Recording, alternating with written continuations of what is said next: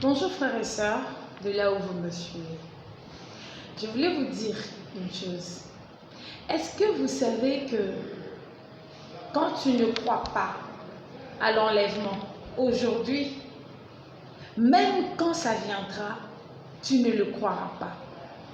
Ça m'étonne, ça fait mal au cœur de voir même des gens qui croient en Jésus-Christ, qui vont à l'église pour prier tous les dimanches, qui vont dans des chambres de prière pour invoquer Dieu, pour demander à Dieu des choses et tout le reste, mais qui ne croient pas en l'enlèvement.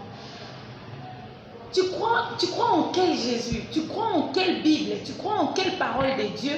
Si toi tu ne crois pas que l'enlèvement aura bel et bien lieu, ou encore que l'enlèvement existe réellement. Oui, tu peux dire, oui, la fin d'une personne, c'est lorsque la personne meurt, il quitte cette vie, c'est ça l'enlèvement pour cette personne. Mais il y aura l'enlèvement qui viendra trouver les vivants qui seront pris par Jésus et qui fera ressusciter ceux qui étaient morts en Christ pour être montés. C'est dit dans la parole. C'est dit dans la parole de Dieu. Mais comment tu ne peux pas croire à l'enlèvement, toi qui vas à l'église? Laisse-moi te dire que si tu n'y crois pas, même le jour où ça va venir, tu sais, un jour j'étais en train de prier, je disais au Saint-Esprit, s'il te plaît, si ce jour-ci viendra et qu'il n'y aura pas d'avertissement et qu'il n'y aura pas quelqu'un qui criera pour dire que l'enlèvement est là, pour que les gens puissent préparer, beaucoup de gens ne vont pas partir. Beaucoup de gens vont rester. Je priais et un jour, je dormais, j'ai vu dans mon rêve, il y avait des anges qui sont descendus des cieux. Ils ont pris la forme humaine. Et lorsqu'ils ont pris la forme humaine, il y avait des hommes et des femmes. Il y avait des jeunes qui ont mis des t-shirts écrit derrière, l'enlèvement, c'est dans quelques minutes. Il y avait d'autres qui avaient écrit dessus, l'enlèvement, c'est dans quelques minutes. Il y avait d'autres personnes qui étaient saisies du Saint-Esprit, qui écrivaient même au mur, l'enlèvement, c'est tout de suite, l'enlèvement, c'est maintenant. C'était écrit presque partout. Il y avait des pancartes presque partout, dans toutes les villes. Dans toutes les villes. Mais malgré cela, il y avait toujours des gens qui regardaient, qui se disaient, oh c'est bon, on le dit toujours. Et après, en un instant, j'ai vu que les gens étaient partis. J'ai vu que l'enlèvement avait eu lieu. Et c'est en ce moment que ceux qui croyaient que c'était toujours comme d'habitude se sont souvenus. Mais j'avais vu ça, j'avais vu quelqu'un qui avait mis ce t-shirt qui était écrit derrière que l'enlèvement c'est maintenant. J'avais vu, il y avait même une autre, j'ai vu sur la porte de tel bâtiment, j'ai vu sur telle affiche, j'ai vu sur telle chose, et il y avait des gens qui commençaient à pleurer. Ils commençaient à pleurer pour dire, mais pourquoi je n'y ai pas cru, j'allais me repentir.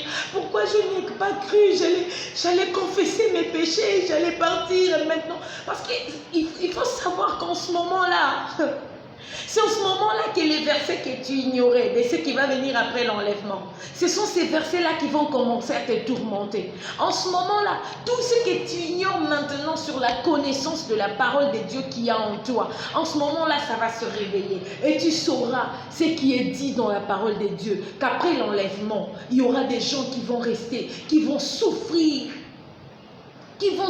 au nom de Jésus. Ça sera où tu acceptes la marque, où tu souffres. Où tu souffres. C'est en ce moment-là que beaucoup de chrétiens vont commencer maintenant à prendre des choses au sérieux. Non, prends les choses au sérieux maintenant. Ça ne te coûte rien du tout. Regarde, la vie qu'on est en train de mener ici sur terre, c'est une vie éphémère. C'est une vie éphémère.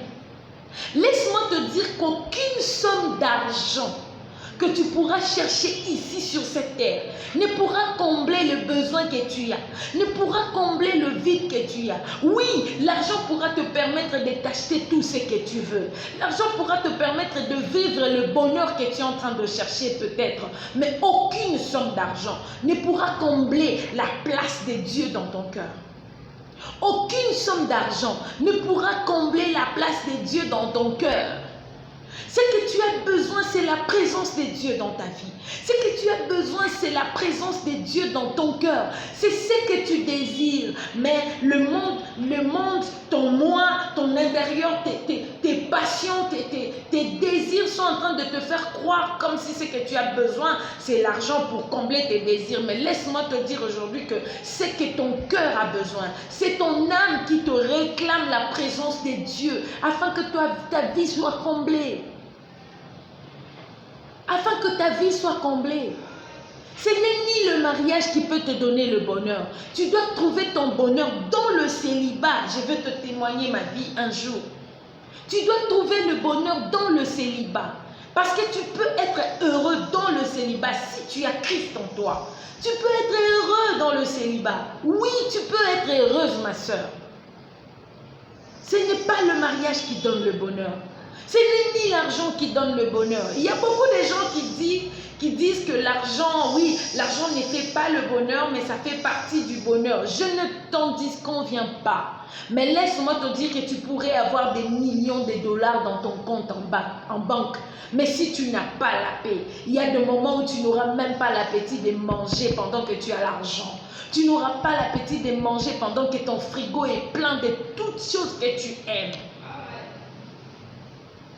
Il n'y a rien de comparable à la présence de Dieu.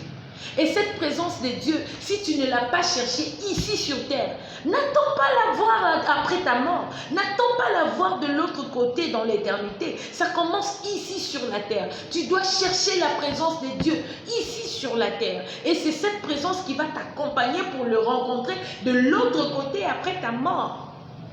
Qu'est-ce que tu es en train d'attendre? Tu attends quoi? Tu te dis quoi? Non, j'ai encore telle chose à faire. Non, Dieu, on ne le met pas de côté. Tu peux avoir tes programmes à faire. Tu peux le faire avec le Seigneur. Tu peux préparer ton mariage avec le Seigneur. Tu peux chercher ton travail avec le Seigneur. Tu peux chercher du boulot avec le Seigneur. Tu peux chercher l'argent avec le Seigneur. Il doit être celui qui te conduit, celui qui est devant et toi tu le suis derrière. Lorsqu'il est devant et tu le suis derrière, tu vas rentrer dans des endroits où même qui étaient difficiles pour que tu puisses entrer. Lui, il va ouvrir les portes qui étaient impossibles pour toi d'ouvrir. Je suis en train de te raconter ce que j'ai vécu, ce que je vis avec le Seigneur. Il y a des moments où tu as envie de prendre ce que je vis et de l'imposer dans d'autres personnes. Tu perds ton temps en dehors de Dieu. Tu perds ton temps en dehors de Christ. Parce que si je dirais Dieu, c'est un peu vague. Tu perds ton temps en dehors de Jésus-Christ de Nazareth.